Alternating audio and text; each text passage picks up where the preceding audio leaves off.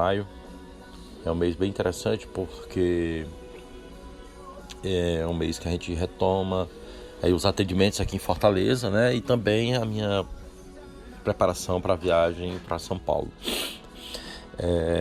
Em São Paulo a gente vai realizar, a previsão aí são 3 vivências, tá? 3 vivências. Uma em Santos, né?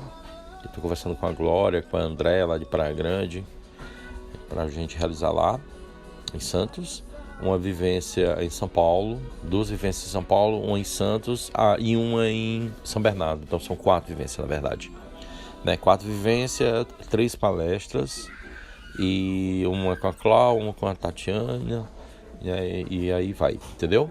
Então beleza, gente, vou entrar logo direto no assunto. O assunto é um pouco forte, um pouco denso, mas necessário porque eu tenho prestado atenção e observado alguns comportamentos que aparecem no grupo, e de muito sentimento de culpa, muito sentimento de sofrimento, de relacionamentos incompletos, não só relacionamentos conjugais, mas relacionamentos entre pais, né? Pais e filhos, tá? Existe uma terminologia na classificação psicológica que chama-se pais tóxicos, né? É uma classificação cada vez mais usada na psicologia, das pessoas que trabalham com grupos familiares. São aqueles pais que agridem fisicamente, psicologicamente os filhos. Eles causam sequelas que se arrastam por toda uma vida. Eu vou dar um exemplo do meu caso aqui. Eu tive problema toda a minha vida com a minha mãe. Toda a minha vida. Ela me botou para fora de casa. E teve um momento da minha vida que eu cheguei a pensar que eu ia ser morador de rua, porque eu não tinha emprego, não tinha expectativa de nada, e todo dia ela humilhava, falava palavras muito fortes, agressiva, violenta, e me botava pra fora de casa. E às vezes eu passava o dia na rua, sabe, em casa de amigo, em casa de ia pra shopping, ia pra outro lugar. Então eu passei muita humilhação, né, muita humilhação.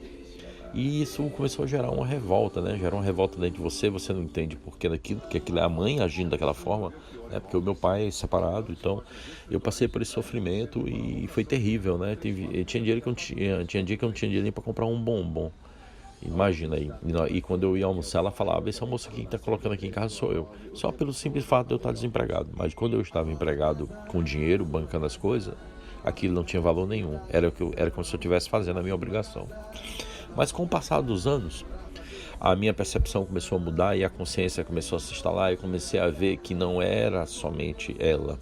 Existia ali um padrão comportamental, uma influência muito negativa sobre a cabeça dela.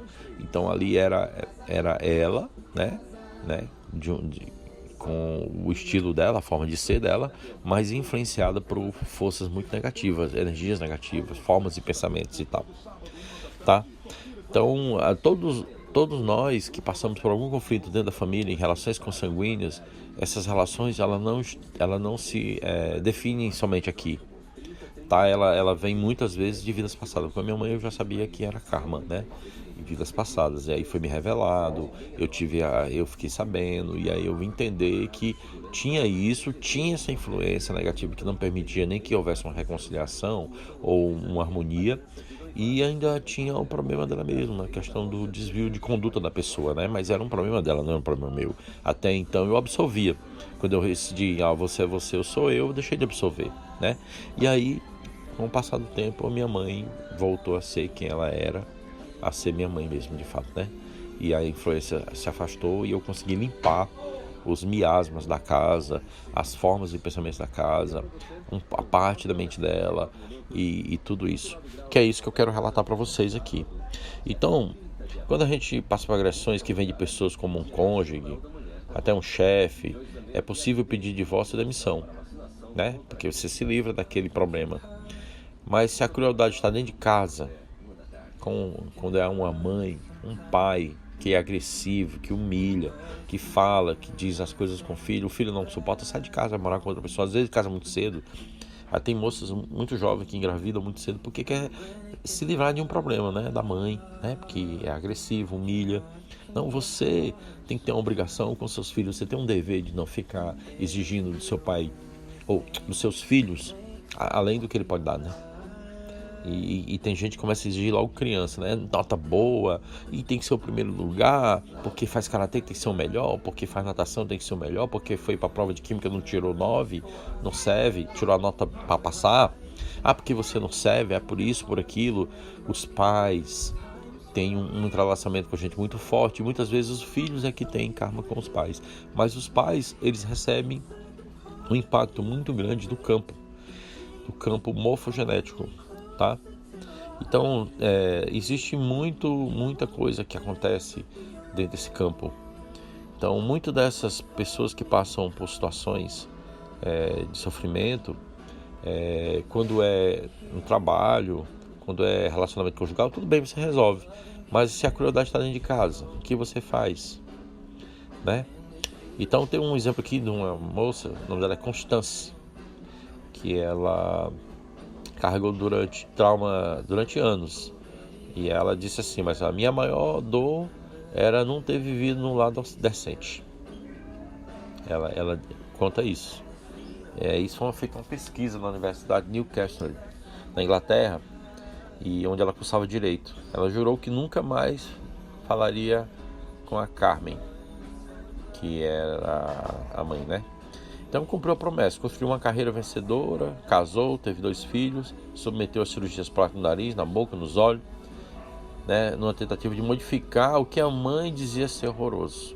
A mãe falava, você é feia, você é gordinha, você não serve, você não vai arranjar namorado, eu não quero você aqui em casa.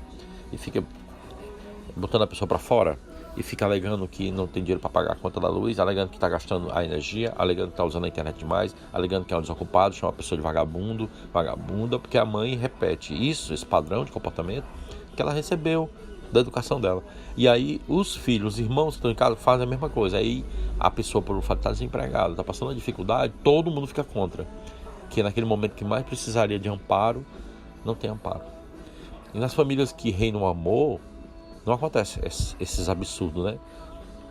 Essas incongruências, essa falta de equilíbrio. Então, por exemplo, no caso da Constância, ela construiu uma carreira vencedora, né? E modificou o rosto dela para tentar esquecer um pouco daquilo que a mãe dizia, né? Superou a adversidade, relatando suas tristes memórias.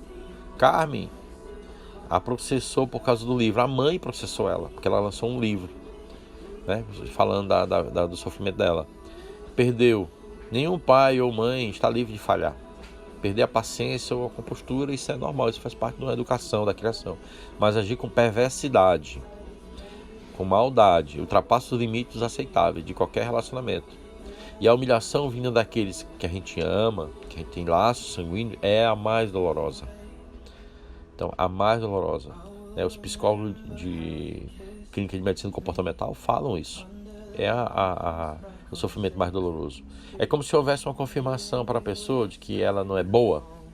Porque se você tem a afirmação de quem te gerou, dizendo que você não é bom, o que você acha que vai acontecer? Que crença vai se instalar na sua mente? Né? A falta de afeto e que você realmente não é bom.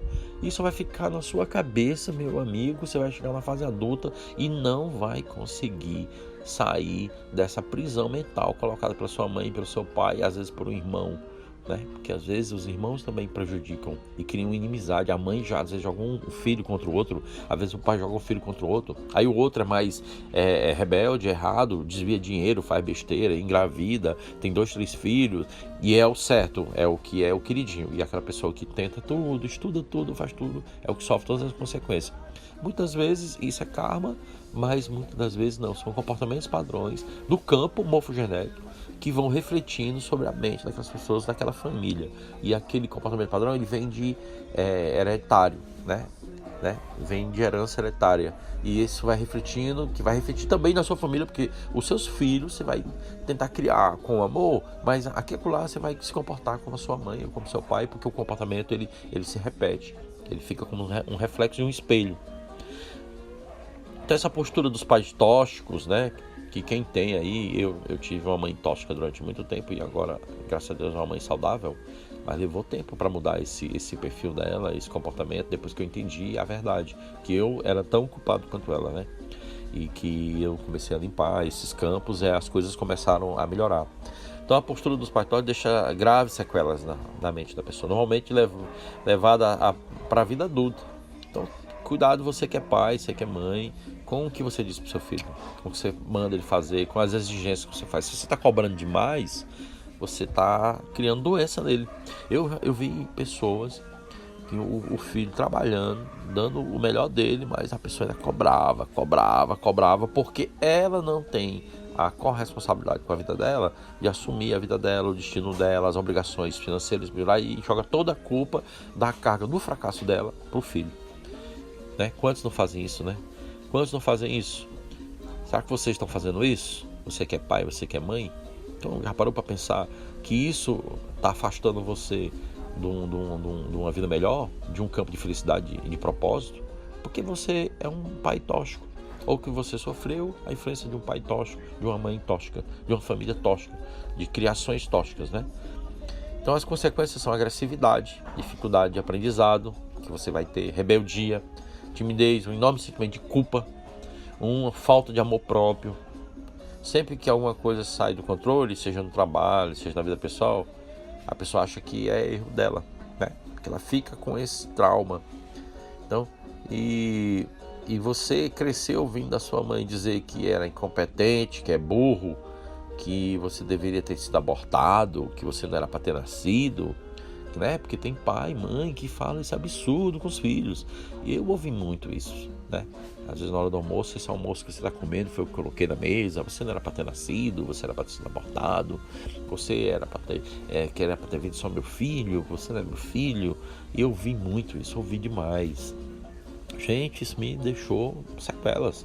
Eu tive que buscar conhecer a mim mesmo para saber o que é que em mim refletia naquilo. E depois que eu despertei a consciência, que eu entendi todo o sistema, o que tinha por trás, o que influenciava, que não era só ela, tinha influência de entidades, de negativos, tinha esse campo morfogenético que eu vou explicar mais para frente agora para vocês, né? Então imagina aí o tanto de coisa que estava sobre isso, né? Então você começa a crescer quando criança, aí você começa a frequentar a casa dos amigos da escola e acredita que esse comportamento era normal. Aí você diz assim, ela nunca me fez um cafuné, ela nunca me deu carinho, né? Não tem essa lembrança que a gente fica dizendo? A gente fica recordando disso. Por quê? Porque a gente é resultado da violência emocional, né? Que faz com que um jovem, muito cedo, já comece a despertar medo, que vai instalar no sistema nervoso central a síndrome do pânico, distúrbio com o qual conviveu por 2 anos. A pessoa passa às vezes anos convivendo com o síndrome do pânico, por medo, porque não tem dentro de casa apoio. Não tem dentro de casa apoio de ninguém, né? E aí ela sai de casa, aí encontra um marido igual ao pai, ou pior, né? Ou pior que o pai, né? E vai se relacionar com um cara que vai, nos primeiros momentos, é um love story, depois é uma história triste, um trash, né? É só sofrimento, porque ela acaba se relacionando só com pessoas problemáticas, complicadas, porque ela é problemática, complicada, porque a cabeça dela não está bem resolvida, devido a ter tido essa criação, essa educação, né? esse rompimento do lar, essa falta de relacionamento amoroso entre os pais e ela, entre a mãe e o filho, entre o filho e a mãe, entre a mãe e o pai, entre o pai e o filho, né? E às vezes entre os pais mesmo, falta de amor, onde há só briga, né? Mesmo quando os pais alternam atitudes carinhosas e agressivas, o reflexo do desenvolvimento do filho é negativo, porque a criança nunca sabe o que esperar e nem como agir, né? Tem um livro do psicólogo Júlio Pérez, chama-se Trauma e Superação. Ele fala disso. O que a psicologia e a neurociência e a espiritualidade ensinam, da Difícil Roca, ele diz o seguinte: ela cresceu num estado de alerta, o que causa uma ansiedade que se torna crônica. Aí a pessoa acaba vivendo num estado de ansiedade. Por quê? Porque simplesmente ela não tem equilíbrio, ela não tem autoconfiança em si mesma. Um sentimento que ela não tem, porque pelo simples fato dela ter recebido essa influência, tanto verbal e energética, do campo que ela se relaciona, tanto dos pais quanto dessa memória, que agora nessa parte mais científica que eu vou entrar. Tem um cientista, ele chama-se Rudolf Sheldrake. Ele postulou uma hipótese muito interessante. Ele é um biólogo, um contemporâneo, um dos mais conhecidos do mundo. Ele fala da ressonância mórfica. As mentes de todos os indivíduos de uma espécie, incluindo o homem, se encontram unidas, formando a parte de uma mesma, um campo mental planetário. Existe o campo, a gente chama campo planetário, né? E existe o campo mental morfogenético, que é o campo de uma família. E esse campo, ele afeta a mente dos indivíduos. A mente desse também afeta o campo. Então, tanto pai, mãe, filho, irmão, todo relacionamento que você tem naquele campo da família, esse sistema, ele se comunica entre si. A constelação familiar, ela atua justamente alterando essas influências de campo dentro de uma família. Mas existe uma outra técnica que pode mudar essa realidade, tá? Então, era uma vez, vou citar um exemplo, um caso que você já deve ter ouvido essa história, não sei se outros professores falaram, mas eu vou contar aqui para vocês. Era uma vez duas ilhas tropicais, habitadas pela mesma espécie de macaco, mas sem qualquer contato perceptível entre si. Depois de várias tentativas e erros, um esperto símio da ilha descobre uma maneira engenhosa de quebrar coco. E que isso vai permitir a ilha aproveitar melhor a água e a polpa. Ninguém jamais havia quebrado o coco dessa forma. Por imitação, o procedimento rapidamente se difundiu esse seu aprendizado com os seus companheiros. E logo, uma população crítica de 99 macacos domina a nova metodologia. Quando o cetésio símio da ilha aprende a técnica recém-descoberta, já tinham 100, né? Os macacos de outra ilha, da ilha B, começam espontaneamente a quebrar macaco da mesma maneira. Por que isso aconteceu? Se eles não tinham contato? Lembra do entrelaçamento? Pois é, nós seres humanos somos entrelaçados já, porque pertencemos a um campo único, que é o bóson de Higgs, ou vácuo quântico, universo, o nome que você possa dar a Deus. Pertencemos a uma fonte única. E quando temos laços sanguíneos entre pais, filhos, mãe, esses laços são mais fortalecidos. E lá reflete o quê? Todas as experiências que você viveu, a expiação, o karma, as palavras que você disse, a palavra que a mãe disse. Então, o campo ali é muito mais forte. Então, hereditariamente, toda a influência da hierarquia familiar, de outras pessoas, tipo assim, o pai da sua mãe, o pai do seu pai, aqueles comportamentos que eles tiveram, se foram alcoólicos, se foram viciados em drogas, se foram pessoas agressivas, aquele comportamento padrão, aquela energia, aquela influência, ela vai se repetir no campo, influenciando mentalmente o pai e a mãe. Então, muito do que você passa em casa, não são só seus pais que são desequilibrados